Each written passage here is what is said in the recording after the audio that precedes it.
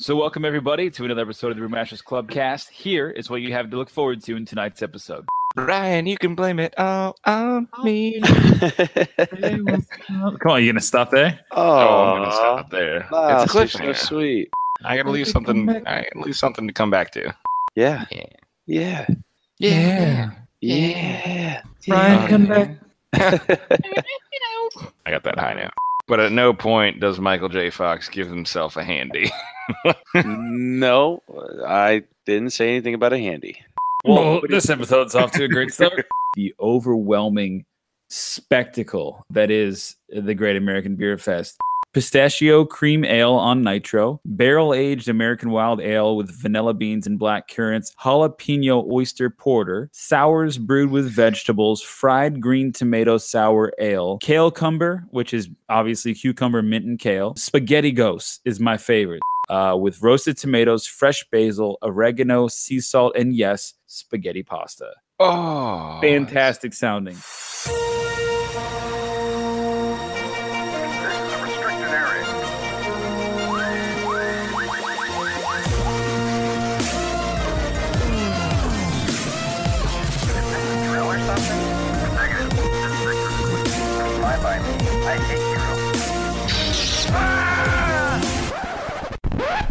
Crazy mother. Welcome to the official podcast of the Brewmasters Club, Craft Brews and Geek News. Sit back, pour yourself a pint, and let's get into it. Now here's the founder of the Brewmasters Club and your host, Donnie Gallagher. Welcome, Craft Beer. My name is Donnie. This is the official podcast of the Brewmasters Club, Craft Brews and Geek News, where we talk about national stories, local flavors, and our favorite geeky nuggets of pop culture. Who could possibly speak to these topics and more besides us three lovely gentlemen? Mr. Lausman, how are you? Hey, doing all right. Actually, doing quite well. I'm excited about the show tonight. 3 days sober from the Great American Beer Fest. Nope. No. Okay, three days from the American Beer Fest, Great American Beer Fest. That's a good way to put it. And Mr. Rye Guy, how are you? I'm doing very good.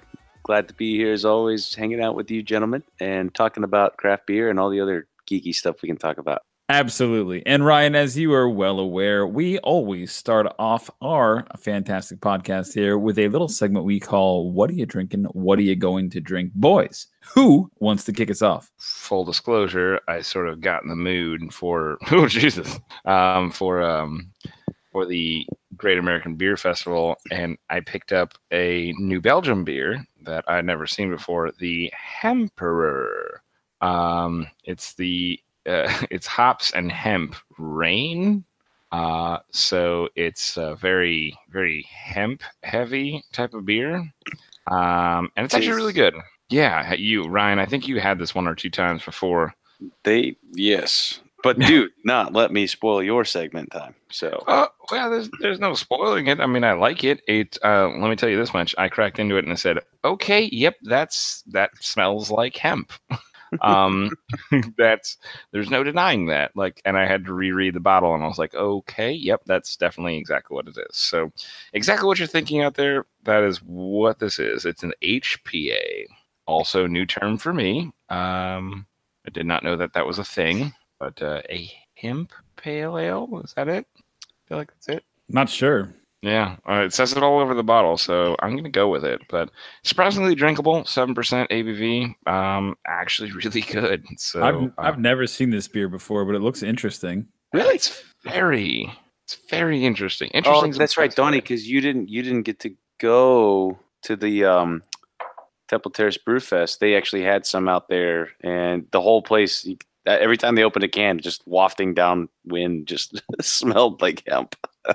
We're like, who's smoking doobies? Yeah, that's crazy. That's accurate. It smells like it. I mean, coming straight from Colorado last weekend, it's very reminiscent from the streets of Dentown, Colorado. It's just, yeah, it's unmistakable. I mean, it's almost like kind of weird to have, but I like it. So I can't speak more highly. Do you feel like you're doing something illegal right now? I mean, I don't. I'm not like driving a car. That would be illegal and irresponsible at the least. But Would be. yeah, no, it does feel a little weird though. I will give you that, Ryan. It feels like just smelling it, seeing it, whatever. I'm like, okay, not in Dentown, Denverton. No, yeah, that's very, very unique. Awesome. Well, thanks for sharing. I'll have to definitely try that. I'll save you one. Try that out sometime. Yeah, Rye Guy, what'd you bring this evening? I actually brought a new Belgian beer as well to the table. Whoa. Yeah, and it's the Voodoo Ranger Juicy Haze IPA, and I've never had this before, so I picked it up. I was like, well, let's give it a shot. I'm not a big fan of juicy, hazy beers, but I like them every now and then. But this has a great aroma coming off the glass. Like before you even drink it, it's just straight, beautiful, zesty smelling hops. And then you taste the flavor of the beer, and it's very equivalent to like a thick, hazy High Life, if you can imagine that. But the aroma is so much better. This might just have become my favorite beer thus far. Yes, Which legit. Belgian was it? I'm sorry. This is the Juicy Ranger. This is the Voodoo Ranger Juicy Haze IPA, and this might have just taken top 5 in my book of IPAs right now. It's Just saying. so good. I'm so glad to hear that because I loved it when I had it. Oh my God, the dry hop on this is phenomenal.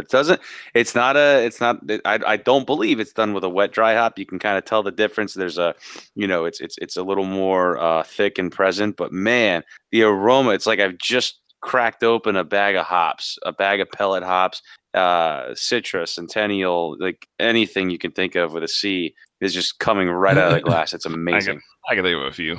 Oh, Jesus. This is bad.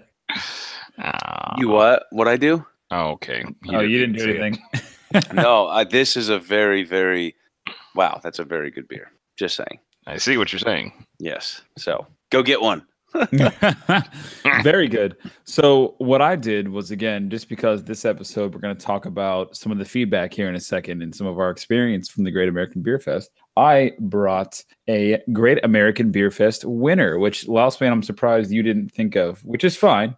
But so the International Pale Ale category, International Style Pale Ale category, the Guayabera, which is Cigar City, and it's been around for a while. I think for a few years now. It was essentially modeled after, the name comes from the 4-pocket shirt design that Latin American residents tend to flock to because of its functional and crisp linen styles. I don't know. Cigar City, they always tie in some sort of Florida or history into their beer names. But essentially, it's just a very citra based pale ale, and it's great. I mean, it's very drinkable when it's hot outside, like it was in Denver, like it is here. It is a fantastic beer. It's got a couple different hop varieties as well. I think Simcoe and Citra, of course, are in here. It's very crisp. It's very dry, but very drinkable. And I think it stacks in at about 5.5%. So it's not really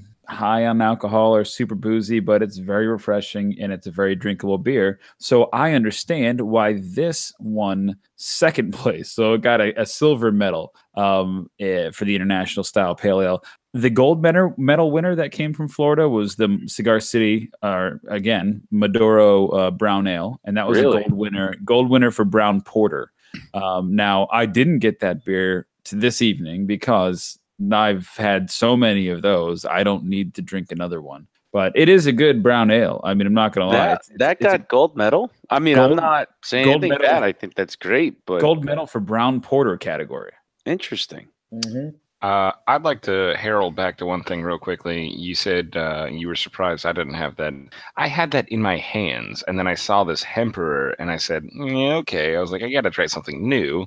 I had so much of that Gaia Berry last weekend, and I was like, yeah, I'm just going to mix it up a little bit. So you were correct. I totally did eyeball that, but I ended up trying something new. So I didn't mean that beer specifically. I just meant I was looking in the liquor. I was in my liquor store, and they've got a really decent, this is a tangent, but they got a really decent craft beer selection. However, I was flipping through all the various winners from 2018, and I couldn't find a single one.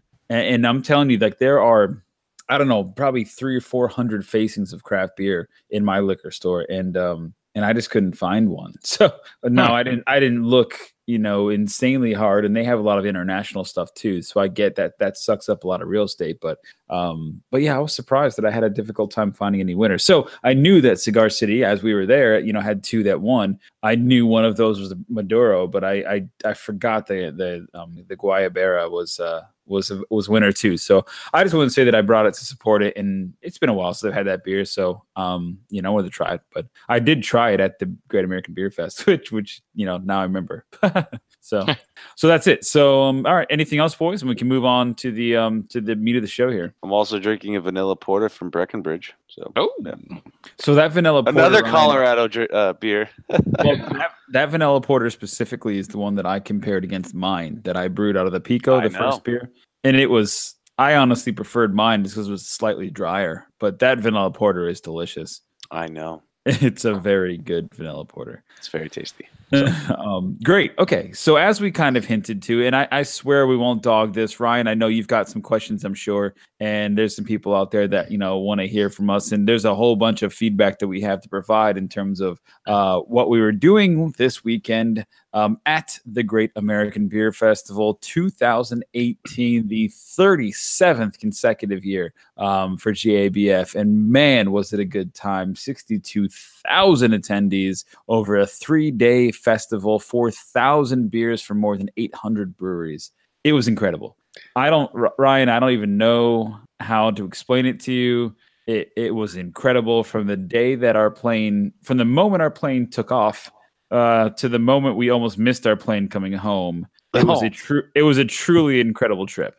I gotta hear more because I started to doubt. Like I wasn't seeing too many things, and I was like, I wonder if they even made it. Like maybe they just drank the whole night away and overslept their stay. But I gotta hear. Like, give me some of the details, man. Tell me a little bit, and then we'll get into the beers and stuff. Yeah, exactly. I'll give you a rundown of the whole weekend and what we did, and then we can dive back into the beers. Lost Man, keep me honest, and if you think I'm excluding something, let me know. But here's the elevator pitch of how the weekend went. And first off, Ryan, and those of you listening out there, yes, to Ryan's point, we did not do a lot of social media posting, a lot of pictures, a lot of Instagramming, nothing. We literally did nothing of that because it was Mr. Lousman, myself, and Christian Roberts. And the 3 of us are what I would like to call social media unsavvy, as in we don't like to do it. We don't do it often. We were there soaking it all in. We knew that we only had a 48-hour trip, and I was not going to waste any of it posting to social media or worrying about my posts and my tweets and whatever it was.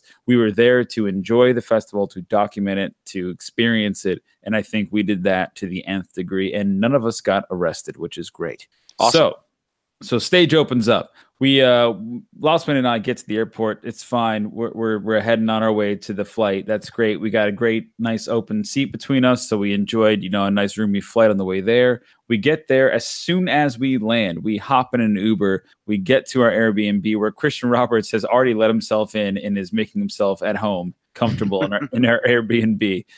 We drop our stuff. We do a quick, change and once over, and we head off to our rooftop bar, which we were invited to the Suds and Stogies rooftop party to kick things. I'm already gonna be crying now on that Friday night. Well, don't cry, but we as soon as we walked in, we got goodie bags. Fun. We got goodie bags with T-shirts and coasters and stickers and bottle openers and cigar cutters. Walked upstairs, and we were each handed to 4 complimentary cigars as well as 4 craft beers from the bar. We met up with our friend Neil from Cigar City, who gave us some insight here. And I'll be posting all these interviews that we took, that we recorded here very shortly. It's just been a very busy few days getting back to real life. But Tanks is actually from Miami, and of course Cigar City is from Tampa here, and they led a stogie and craft beer seminar that talked all about the synergies and how the 2 things can complement each other. And we listened to those guys talk and had a great time on the rooftop terrace of overlooking beautiful downtown Denver with an insane party happening downstairs.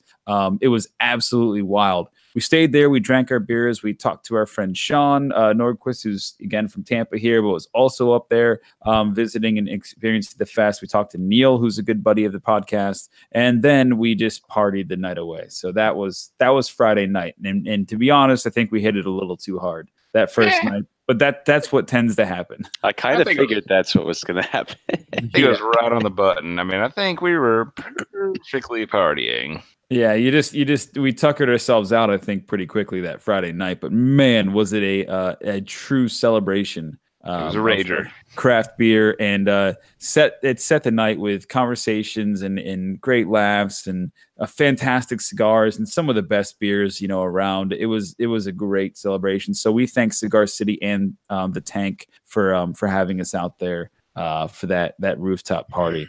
And to one listener in particular out there, the very Mr. handsome Ty. man. No, yeah, very very handsome man. You're welcome. I bought you a burrito because I made way too many handsome guy jokes. And then the whole crowd kind of turned on me, and I thought to myself, well, shit, now I got to buy this guy a burrito. Yeah, I disappeared for a second on Friday night after the rooftop party and after the third or fourth bar. We went to a craft beer arcade, which was a lot of fun. And I come out to Ryan Roberts and Christian Roberts and Lausman buying some dude a burrito. And I was like, it was my idea. What's going on here? I made fun of him for being too handsome. That tends to happen because handsome people don't see that coming, and I think it's a really funny joke. So I try that one often. But this time it cost you, my friend. It cost me one burrito, and I'll give you that.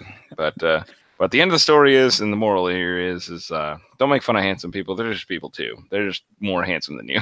So, Ryan, I do have good news about this part of the story here is that Suds and Stogies will have their second annual party on October 4th. So that lends to believe that maybe GABF has been shifted yet another later weekend into the first week of October, which would be interesting. That's actually perfect because I'm going to be on a cruise the middle of September. And I was just thinking, man, I have to go to this next year. I cannot miss this.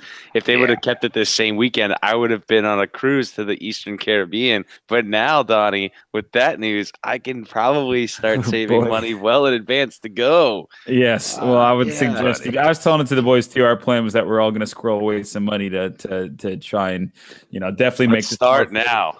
Yeah. Well, let me tell you, like if we had done it a little bit differently, we would have changed some things, but overall it was a absolutely perfect weekend. So that was just Friday, my friend. So we haven't even been to the Great American Beer Fest. We wake up on Saturday. We grab this sick brunch over at this place called Racine's, something like that. Racine's, yeah. Racine's, something like that. Anyways, it doesn't really matter what it's called. It had the best Bloody Mary I've ever had in my entire life. And it was a bacon on bacon Bloody Mary, highly suggested by the staff. We were all feeling a little bit from last night. So we had some Bloody Marys, some eggs Benny, and just had a great time at brunch. After brunch, it was still early morning. We had plenty of time for check-in. The Saturday session that we were heading to was from 12 to 4. We were there checking in by noon, and we got, again, some swag, some hats, some cool shot glass beer sippy cup that was made of glass, which is the first beer fest I ever went to with a glass, sample cup. Very interesting. And then we walked in to the Great American Beer Fest 2018, and damn, I think it's 44,000 square foot of beer fest that was there. It was absolutely insanity. There was more beers and more space. I tell you this, we walked around collecting 1 ounce pours from every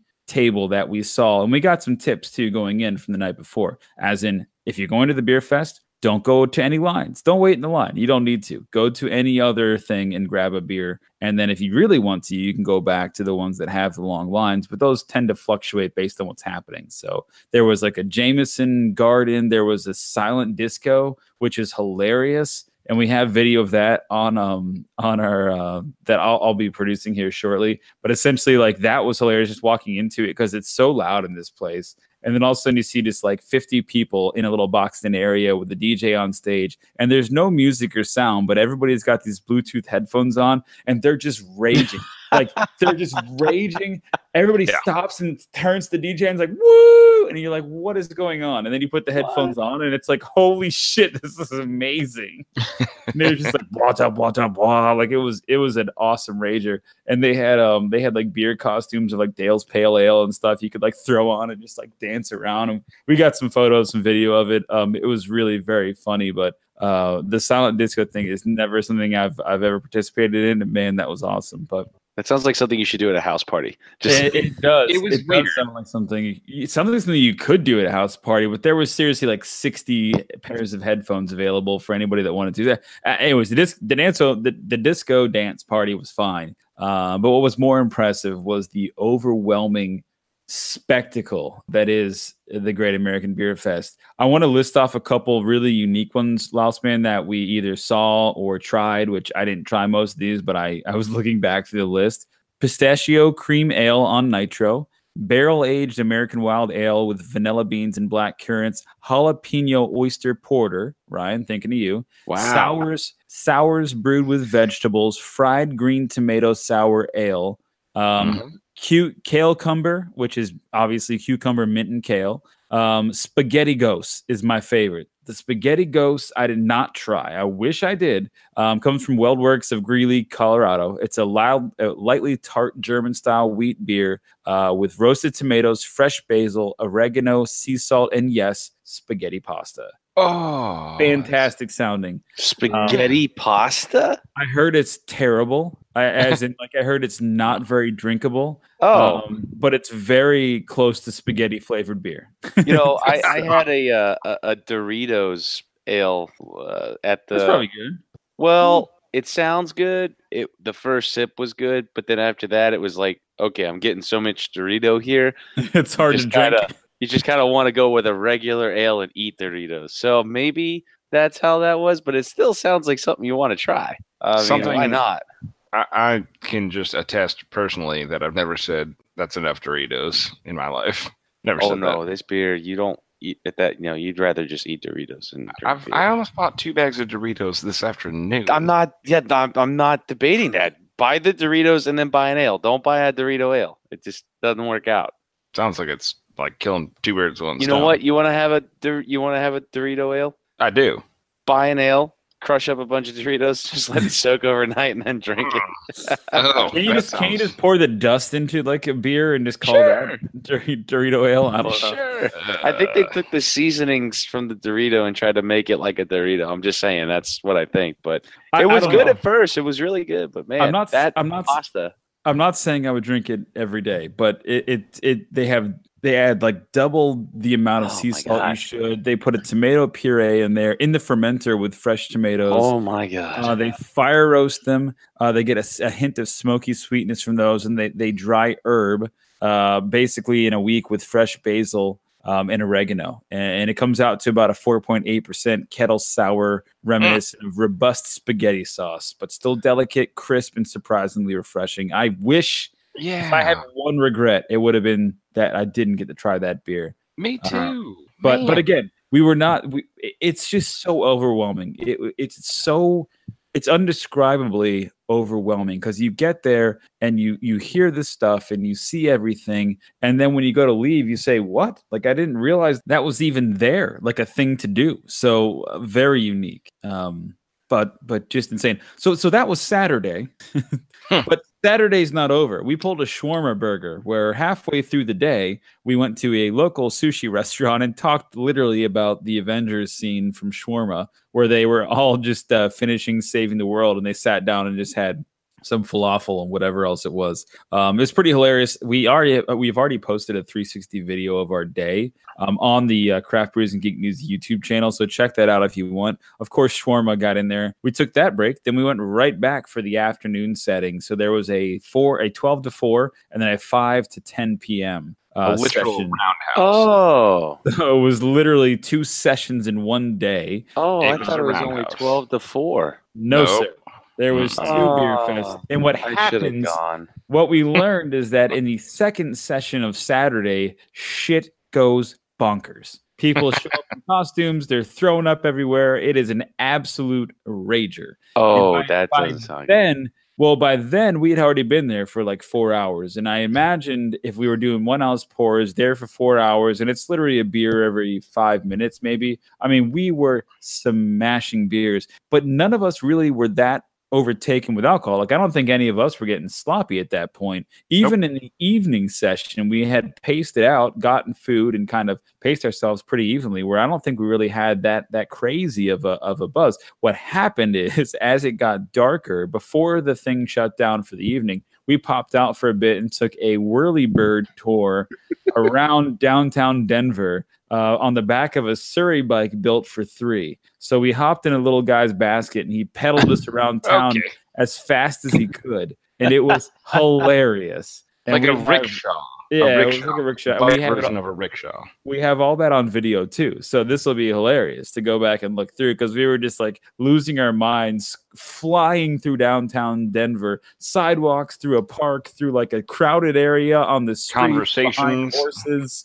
We flew between people talking, and we were just like talking, and it was hello. It was truly glorious. I kept calling the guy a different name. It was very funny. So yeah, shout out Jason #Ryan. I think his name was Adam and Joe. I think Adam. Yeah, I don't know. Anyways, so we finish with that tour, and we just kind of pop off to another bar. We hang out there for a bit, and then we catch our Uber back to our Airbnb. So that was Saturday, excuse me. So then Sunday rolls around, and again we get up, we head for the actual train station so we can drop our bags there, and then kind of walk through downtown. We had one more stop that we had to hit before we left Dentown, Coloradington, and it was the Great Divide Brewing Company, which the brewery itself, or at least the tasting room, it is a brewery with a small tasting room smashed into it. It is a brewery, number one, small tasting room smashed into it. But the beer that we had there was like your Yeti oak aged stout. I had a phenomenal. Oh man, it was like, it wasn't a smoked porter, but it was one of the better beers I've had, and I'll have to look it up while we're talking here. But man, every beer we had there, and it's Great Divide, and Great Divide is probably one of the best beers or breweries, right, that I've ever had. Lousman, back me up. Yeah, I mean, I was at this point in the trip, I was on a hazy kick. I mean, I was just any sort of hazy I can get a hold of. I was like, yeah, let me try that. Let me get into that. So we got to Great Divide, and their hazy was absolutely beautiful. I mean, just so good. I mean, it's refreshing to see something different in the IPA category. So huge fan of it, and loved it, and loved drinking. Like Donnie said, it is it's such a small little spat of land that they reserve for the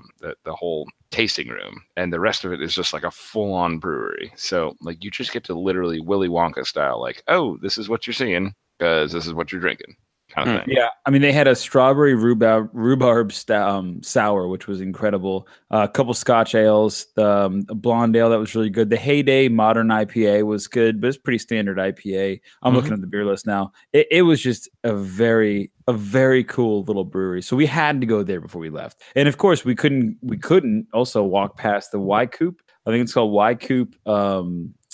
Y Coop Brewing, which is it's actually the world's largest brew pub. Lost, I didn't know that before, but I believe it. Yeah, it was huge. It was actually huge. Wind Coop Brewery is the largest brew pub in America, I guess. So very cool. Apparently, the mayor also founded that brewery, so very interesting. But we had like a lunch there, a couple great beers there too. Overall, and okay, so just to wrap things up, once we left Great Divide, I had a bit of fun with a scooter rental that was brought to you by Lyft, which is awesome. They have these things like Lyft. You use the Lyft app, but instead of getting a ride, you could literally rent a scooter that's just parked on the street, and you'd literally just hover over with your phone, scan it, and then you can take the scooter wherever you want to. I rode around for like a mile and a half, and it cost me $2.85. It was incredible. Yep. And I felt like I was a rock star because I was driving a scooter through downtown Denver at like 15 miles an hour, which doesn't sound fast.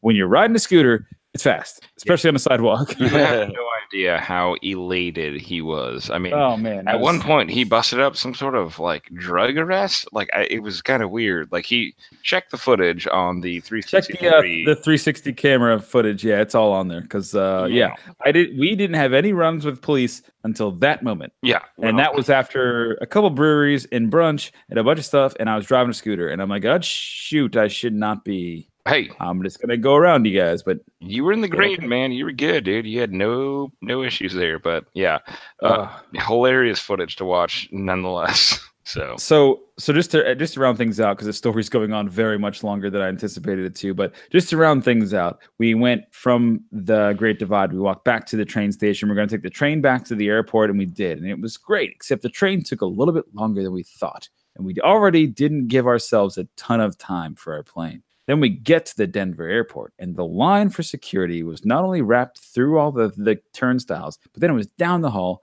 down another hall, around the corner, around that corner, and like basically into the parking lot. And so we're like, wow, this seems really long, unusually long. So we're all waiting in line, and it's go ahead. I was going to say, it's almost like they were looking for drugs or something on passengers. I think they do that regularly. But anyways, it was like... It was just way too long. So we wait in line and we're looking at each other like, okay, we've got 40 minutes. Okay, we've got 35 minutes. Okay, they've started boarding. Okay, we've got 25 minutes, 20 minutes. We didn't get out of security until our plane said it was taking off. So it said it was taking off at 5:25, and we got out of security at 5:26, which means we had to run downstairs to a tram, then take that tram to the gate, then go through that gate, the farthest terminal, gate. The farthest terminal. It went Alpha Bravo Charlie. We were in Charlie. We were in Charlie. Where the line ended.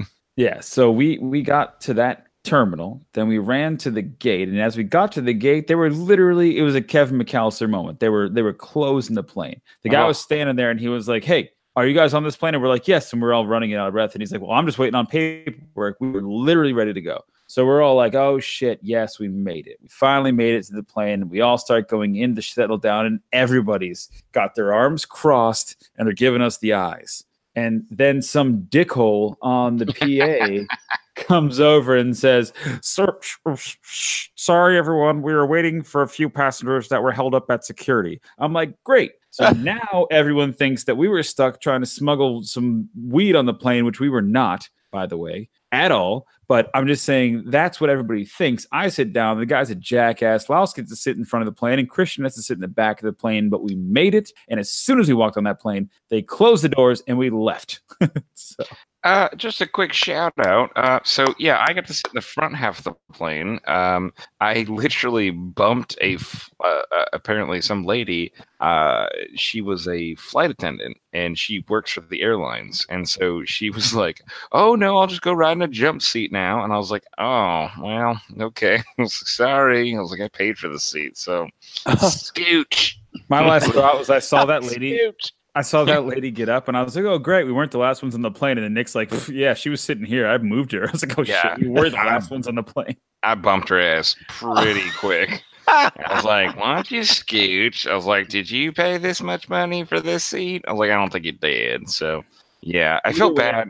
If you pay for the seat, you get it. It doesn't matter. I got it. We made it to the Great American Beer Fest, and we made it home. And we were only there for a short 48 hours, Denver. But man, did you take care of us! Love Dentown. If I would not have had the weekend that I had and had it end Monday night the way that it ended Monday night, I would have been probably more disappointed that I didn't go. I'm glad you guys had an awesome time. Sounds like you had so many different opportunities to meet people, drink different beers, see the sights, see the sounds, or hear the sounds, and almost run over people in a carriage. Rickshaw. Yeah.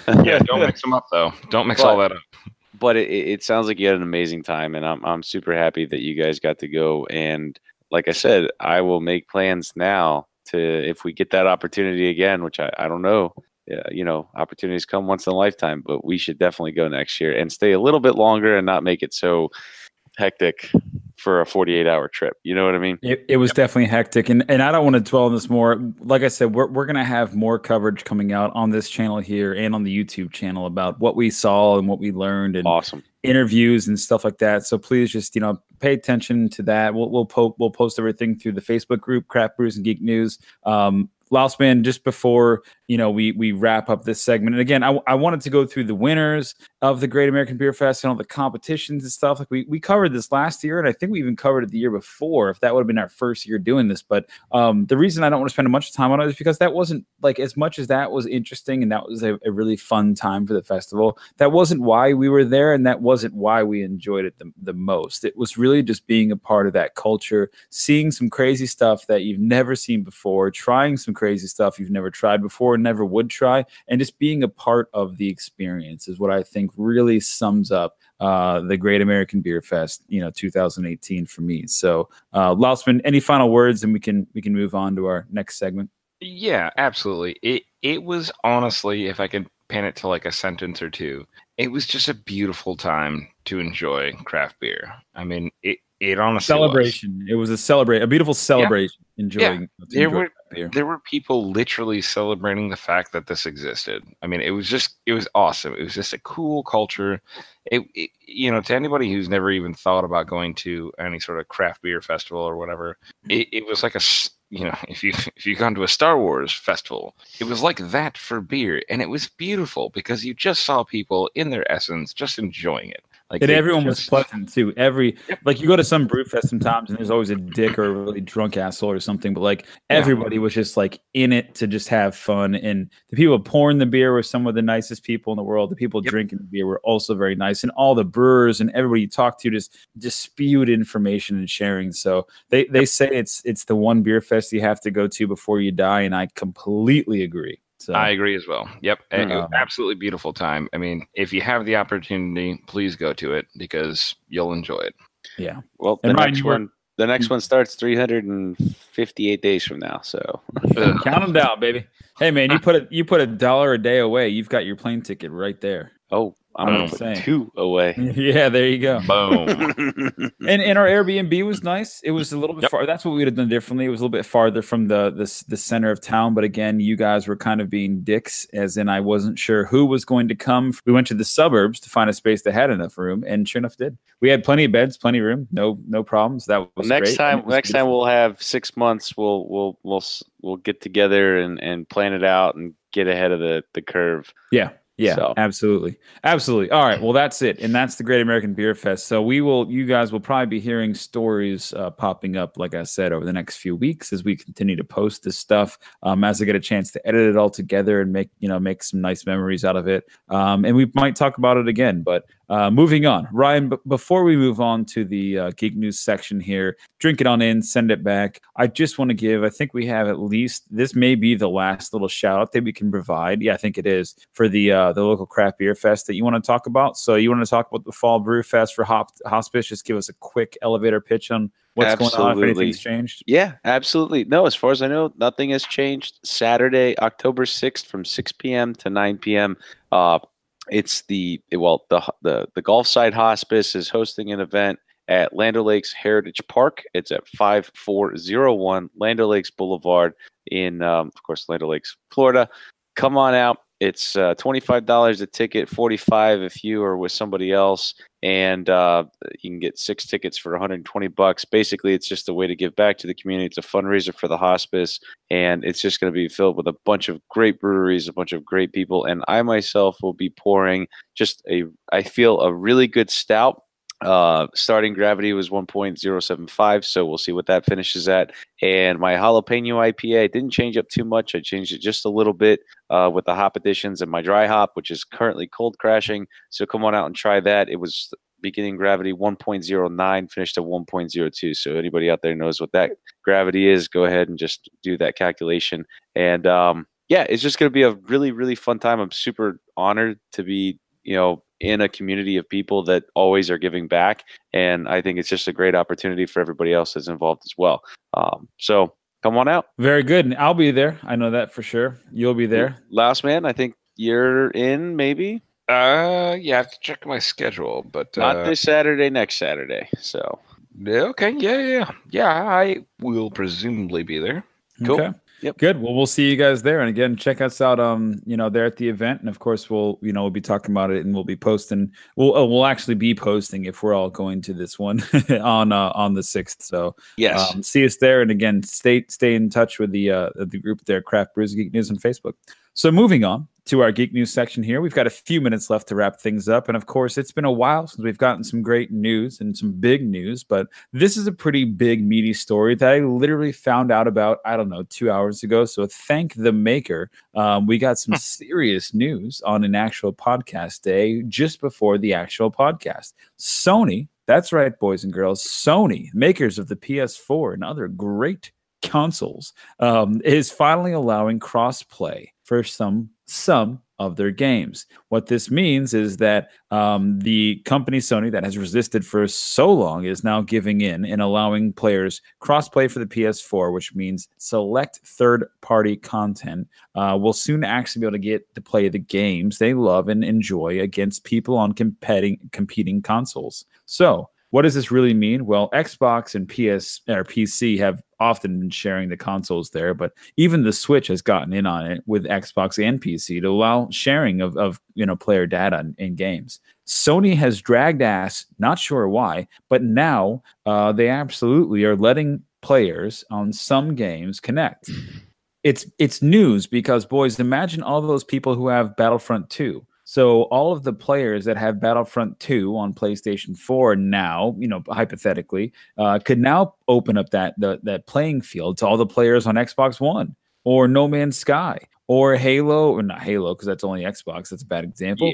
Yeah. Or anything else, including Fortnite, which just today, it is beginning today with an open beta for Fortnite that allows PS4 players to go up against people on Xbox One, Switch, and PC, as well as Mac and mobile, all at the same time. So you can potentially play against any one of those players on any one of those consoles. It's a huge, huge policy change for Sony, and there'll be more information in other titles moving forward when they have more details to share. A little snippet from a blog post, they said, following a comprehensive evaluation process, Sony has identified a path forward supporting cross-platform features for select third-party content. We recognize that PS4 players have been eagerly awaiting an update, and we appreciate the community's continued patience as we have navigated through this issue to find a solution. Really? It doesn't make sense they did not allow it to, but it seems like it was a technical capability because one time, it looks like it was last year, it was actually cross-play between PS4 and Xbox One was accidentally turned on and then quickly disabled. So obviously Sony had this going for a while, but it's cool to know that now one game can rule them all, right? Essentially, you can be the master of one if you're able to play against everybody. So, boys, I know I did a lot of talking there, but it's a hot little news tip. What do you think? I have some initial concerns. So, you ever see the movie Gamer? Any one of those movies that kind of fits that profile where it's like, oh, this is the super game. This is what everyone's all about. Fortnite kind of scares me. It kind of does that. It says, hey, this is a game that everyone plays and you should play it too, you Richard. And like, it doesn't, when you open it to cross-platform, that sounds amazing in its infancy. It sounds so good because everyone should play together. And that's so beautiful to be able to say, hey, look, I'm an Xbox guy and I'm a PlayStation guy. We could all just play together. We could just have fun. And that sounds awesome. And everyone wins, except for if you make it so commercialized, it could have that potential to go, okay, wait a second. it could start to look like a sci-fi movie. And that's what I don't want, but hopefully it won't. So for now, love it. Just Ryan, before I go to you, just one thing to add to that. This is the crux of every soccer mom's worst nightmare, because now not only is her son, daughter, whoever addicted to Fortnite, but if you were a Fortnite kid, right? Because you can't, if you're a kid that plays Fortnite, you're like 13, whatever, or less. You don't necessarily have the funds to go out and buy an Xbox or a PS4. So whatever you got for Christmas last year is what you're playing it on. Now, your buddy, your best friend, little Timmy, he may have also had the same thing, but he's got it on Xbox. So now Timmy and Bobby couldn't play together, but now they can. So this is only going to drive Fortnite sales up and make moms and dads very much more upset about what's happening and drive Fortnite to be seriously more of a contender to the end of the world than it is right now, because Fortnite is killing the American population. And now that you can play across any system with anybody, now it just opened up a whole new can of worms. Quick addendum before Ryan, I'm sorry. Fortnite's free. It's right. For everyone. That's what I'm saying. Yeah, but it's it a was Fortnite free. sale. No, but maybe you didn't play it, Timmy, because Bobby had it on Xbox One, and like so you never played it. But now Timmy's gonna play it with Bobby, and now they're all gonna have it. Bobby's gonna kick Timmy's ass because Timmy hasn't been playing it. Unless Timmy now quits school and becomes a drug addict and just plays nothing but Fortnite because that's what he can do now. Some like I'm people saying, do that. it's enabling. I like this for everything outside Fortnite. The fact that Fortnite is the beta test just makes me cringe because Fortnite is going to make so much damn money off their free game. Now that this is actually, a thing. I got a question though. Is it, and maybe I'm, I don't know, but have the other platforms always been able to connect to themselves? Not always, but without just connecting to PS4, or is it just PS4 now can connect to everybody? Sony never enabled it. Sony never made it happen. So the other platforms can, like Switch can connect with Xbox sometimes on different games.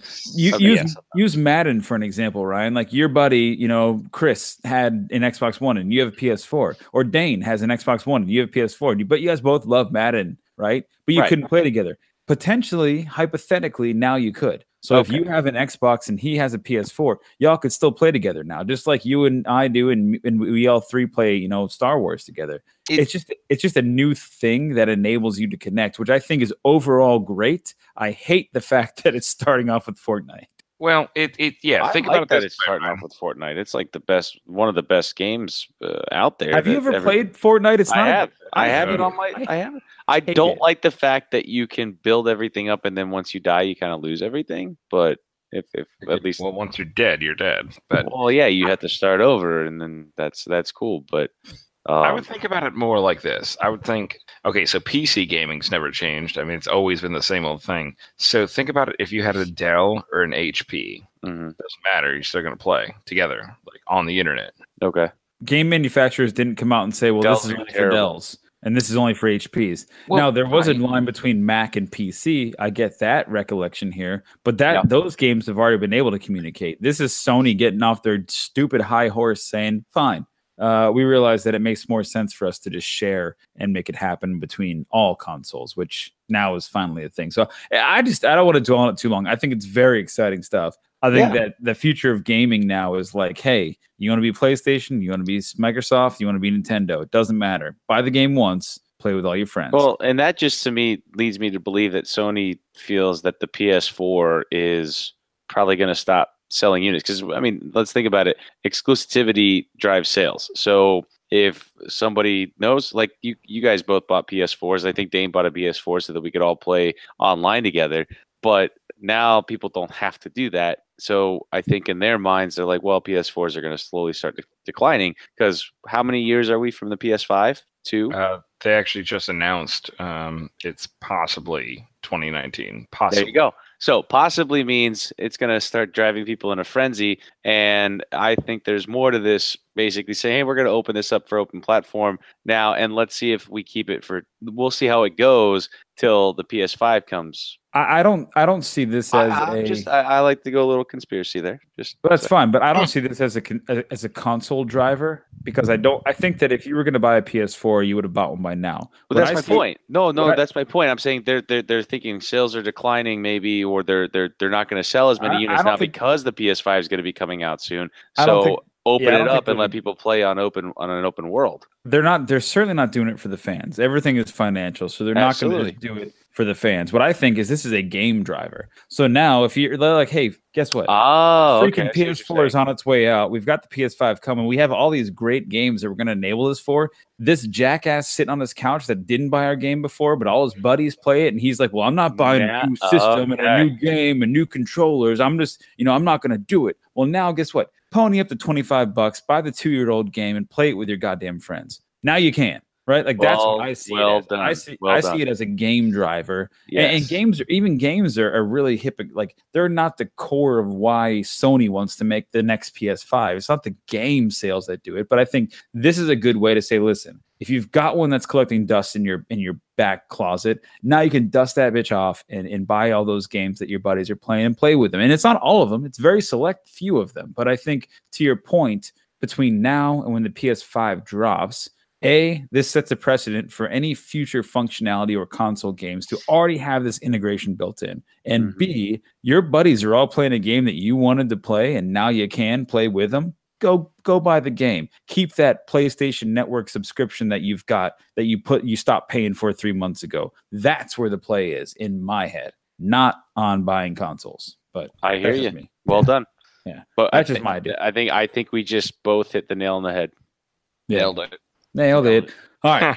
We are out of time completely. But there was a couple. Can I just drop a couple different little pieces here, and then we can end it, or we can wrap it up, whatever you guys want to. Yeah. I got three little stories here. First off, Solo came out on Blu-ray. I believe it comes out on DVD or excuse me, Blu-ray this week. It came out on digital last week. Lost Man, you bought it. You watched it for the first time. Give me your quick hits. Loved it. Huge fan. Coming from a guy who didn't watch it in theaters, admittedly, but bought it the day he could on digital. Power to you. Quick rebuttal. I watched Deadpool, and I also watched what was the other movie that came out during that time period? I watched Deadpool and the other one, whatever it was. Jurassic Park. Panther. Black Panther also came Jurassic out. Park, wasn't it? Jurassic Park. Jurassic World. Jurassic World, whatever. Yeah. So watched both those movies in theaters. Didn't have an additional $45 to take That's true for my date night. girlfriend for date night. So I think I get a pass on that one because I bought the digital version at the full price. So beyond all that, though, love that movie. Absolutely love Solo. It was good. I liked it too for a lot of the same reasons. But what happened is that so John Kasdan, who's basically the script writer of the movie, so John Kasdan essentially birthed Han Solo. He was around in the beginnings, and the character was his idea. And he listed 52 interesting facts about Solo, and we have the link that we'll include here below. But essentially, it was things like, hey, this scene was intentionally shot for blah, blah, blah, and they cut it up because of budgetary reasons. And Chewie and Han actually were, supposed to meet this way. It's a lot of interesting tidbits. It was all on his Twitter, which is simply just John, Jon Kasdan, Kasdan. You can find him on Twitter, and you can look it up that way. I only found one that really ticked me off, and it was this point that he made about if you've watched Solo, there's a scene in there where Han pretends to have a thermal detonator, and he holds up the whole room. Very reminiscent to when Leia, but in the bounty hunter outfit, walked into Jabba's palace and held up the whole palace with an actual thermal detonator. In John's notes here, he mentioned that the intent of Leia's using a thermal detonator was because Han told her about this experience that he had where he pretended to have a thermal detonator. And I think that takes the gravity away from the scene. So I didn't love that one. But there's a lot of little tidbits like that. So I would encourage you to read through those and get some thoughts there. But boys, did either one of you guys have a chance to read any of those facts? Not a whole lot. Last two little tidbits I have. Bob Iger, the CEO of Disney World, said there will be a slowdown for the Star Wars franchise. His quote unquote, they put out too much too fast. Totally get that. You don't say. Yeah, you don't say that. From Uncle Bob himself, the Last Jedi did outdo Rogue One, but it didn't cut the mustard from the Force Awakens turnout. So you really can't, argue with that. I think what they're going to do is obviously perform a slowdown. They've got a massive 13, 14 acre upgrade coming to the parks. A lot of continuity coming with that. Rides, TV shows, 2 different trilogies, a whole streaming service coming out. They've got a lot going on. I think a slowdown, as much as I am a Star Wars fan, if it helps them to recalibrate, put their head back on, get somebody to mastermind this franchise and take it in a direction like Marvel where it needs to go, into where they can say, hey, phase 1, next 3 years, phase 2, years 3 through 6, phase 3, 6 through 9. If they can forecast that, they will make good movies and produce wonderful content, which is what we need from Star Wars. We do not need this half-cocked bullshit coming out where their Marvel movies are cannibalizing their Star Wars movies. It doesn't make any sense. That's my thoughts, but I'm excited about, the fact that they're not stopping. They're simply slowing down to recalibrate, and that's what they should do. I think it's the smartest thing they could do, to be honest with you. And you listed off a few of the reasons there. When I saw that we were going to be talking about this, Marvel has done a great job, but they've been doing a great job for years and years and years with different characters that everybody loves and always has loved, and telling their backstory and then getting them geared and focused into where we're at now with the Avengers. Star Wars doesn't necessarily have that. They have a bunch of, there's a bunch of characters that people know and love, but then you have your main group. And I think building this new trilogy that we're in right now, it's been really hard to tell that story and not have it be Luke's story. So there's a tear there, directionally, I think, with where the directors have decided to go. And even with the one-off movies and things like that, the Solo movie, we all liked it, but a lot of people didn't. So I think it's a great thing to just reel it back in, get out of the hype a little bit, and focused on what the fans and what the movies should be about for the Star Wars world. Yep, I agree. Yeah, so I'd like to reference just one thing that's not exactly in the same realm, but it's sort of in the same wheelhouse, if you will. So Call of Duty in the video game world has just constantly produced. Like they make a game every year or two, and they make one. And it's not even like if anybody cares about it, it's not even like if it's a relevant timeline or whatever. They just sort of make one, and it happens every single year or two. So they kind of, through the Treyarch and the Infinity Ward, struggles and whatnot, that's a whole nother concept. But throughout all that, they sort of realized, like, hey, we're kind of making this too fast. Like, games used to come out in like 4 years, and now they're coming out in like a year or two. I feel like movies are kind of on the same wavelength, so I do kind of agree with that. However, my only drawback is, I just hope they don't take a slowdown on all Star Wars films to say, hey, maybe let's not, make some of these other Star Wars stories, because, Solo did not as good as we wanted to in the box office. I really hope that's the case. I really hope they don't just go, well, we shouldn't make a friggin' geez Louise, New Hope. Ugh.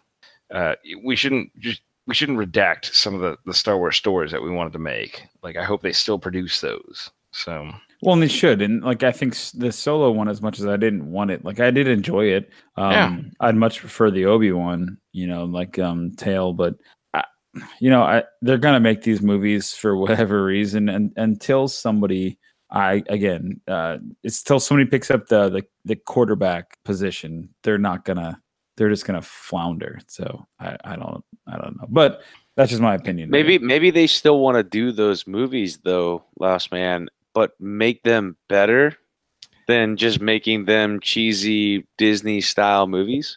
Yeah, I'd agree with that, but I don't really know how to even combat that question. They just got to figure. You were saying you're worried that they're not going to make some of the movies that they said that they might make, but at the same time, maybe they just want to make them better and more in sync with the universe that Star Wars fans know and love. Let's face it, not everybody was happy with how Han Solo got his name. Yeah, I see where you're going with that, but some people thought it was bullshit. I thought it was all right. I thought it was perfectly fine. So I'm not disagreeing, but Donnie was the first person to point that out. In the movies, because I don't have a lot of stake in the Star Wars universe. I was like, oh, so that's how. But Donnie was, fuck that shit. Like, it almost took me out of it. I didn't love it. I didn't like it. There's a lot of those scenes in that movie specifically I didn't like, but there's a lot of them I do. And they introduced me to my favorite character, who was the Millennium Falcon. So, is that a character? We're gonna call it that. We're gonna call it that. It's an inanimate object. It only moves when people are in it. Hey, so is R2D2 and C3PO and BB-8. But R2D2 has a consciousness. a robotic So consciousness. does some actual ship if you watch a movie. Oh, yeah, he's got a point. L3 has been upgraded to the navigational data, my friend. Sorry. Wait, who? Boom. L3? Oh boy, when's the Which last one? time you watched this? Oh, When boy. Dorian when Dorian Carizian is also his favorite robot is Yep. in the Millennium Falcon, so she does have consciousness actually. But The Millennium Falcon now has consciousness. you need to watch She's Solo again. apparently always Spoiler had it. alert! Spoiler alert! All right. Anyways, All right. moving on. We are going to wrap this up. We have one last story here. There is a Star Wars Vader Immortal virtual reality game coming in 2019. It is for the Oculus Quest, which is a standalone headset that was just announced, and it's $399, which is terrifying. But if they release more than just a few games, Star Wars specifically related for the Oculus, then guess what? Guy has 2 thumbs and $399 to burn. This guy, because I'll be buying it for sure. So it sounds awesome. They only have a quick teaser trailer out, but check it out. Again, it's called Star Wars Vader Immortal. What a fitting name for such a gruesomely aggressive and miscommunicated, misunderstood villain, Mr. Darth A. Vader. I love it. I'm very excited for it. I think it's going to be sweet. We don't know anything about it, but again, that also dropped today. So, boys, as we like to say at the end, let's go ahead and take us home. Any other final notes? Any whoa. notes behind we go ahead? I thought we were going to comment on it, but you just went straight to the ending. So Well, I want to know, like, what are your thoughts? You guys have any thoughts about that? Are you anybody going in on VR just yet? I was just thinking that we should get a DJ and then have like 60 pairs of headsets and Oculus, glasses, and just get a That group would of be people amazing together. Just a virtual DJ. Nobody can see each other because our eyes are fixed. But they're all looking through the headsets and they see each other that So- way. Everyone thinks they're dancing by themselves. I don't understand. No, it's Exactly. a virtual party instead of an actual party. But Yeah, you're but all, you don't you're actually all have there, to look at your friends. right? You get to look at their avatars. I love it. No. I think that's a great idea. Oh, While I playing thought he was Star saying- Wars. Yeah, I was about to say. I thought he was saying that you don't even have to see your friends anymore. You just go. You don't see your friends, but if everybody's there and they all have headsets on, then everybody will see everybody else Yeah, but in. Which It's we basically could- Ready we could Player all One. have, It's like- just we Ready could all Player have, like, One. sensors on our bodies, Oh, like a geez, sensor now suit. Sensors. Sensor suit, and then we go into this virtual universe, and with our Bitmojis. Donnie, he doesn't even know how to use the 3 shells. So I mean, Here's what I'm gonna do for my party, my birthday party this year. We're gonna do a silent disco, and I'm gonna find a company that will rent 60 headsets, or maybe start a company that will bring a silent disco to your house. That's amazing. I don't know. I was really blown away with it. That is so much fun, and it was a blast. So. I don't know if that was amazing, but yeah, it's cool. Just the concept of it and watching everything in action was good. So the video won't lie, but yeah, you'll have to see it to believe it. All right, anything else, boys? Negative. Dandy. Will you be going in on a 3D headset for $400? Doubt it. I got kids. Yeah, I know. I got Christmas coming up. I can't. Yeah, it's not. Don't worry, it's not even out yet. It was just announced. It may be out this year. My daughter wants a $200 doll set for these little LOL dolls. I'm like, I could make that. It's just cardboard. Like, what the? Anyway, yeah, Brutes. Total brutes, man. I'm sorry. brutes. All right, boys. Well, last man, anything else? Negative. All right, then where, kids, can the good people find you, Mr. Lousman? I can be found, as always, at Mr. Lausman on Twitter. And Twitter. all right. And Broodboy813, where can the good kids find you? Yeah, Brewboy813 on Instagram and Twitter, and you can also find me again at the Land O'Lakes Heritage Park, along with the rest of us fine gentlemen on the cast, October 6th between 6 and 9 p.m. for the Golfside Hospice event. So Fantastic. I, again, will definitely be there. You can find me on Twitter, Instagram, on Snapchat, I believe, at Brewmasters Club, YouTube and Facebook. We are Craft Brews and Geek News. There's a Facebook group there on Craft Brews and Geek News. And of course, YouTube. You can find all of our great video content there. Also, all of the extra stuff, tidbits, interviews that we have from the Great American Beer Fest. Check us out on YouTube, again, Craft Brews and Geek News, as well as this podcast channel, which we will be updating here very shortly over the next few days and weeks and near future. So we appreciate everybody listening, and we really had a great time there representing the cast at the Great American Beer Fest. We appreciate everybody's support for getting us there and staying with us as we go throughout. And as we say at the end of every podcast, you better be Inver for Denver. Okay. That'll do, Pig. That'll do. All right. It hurt when it came out. No, that's okay.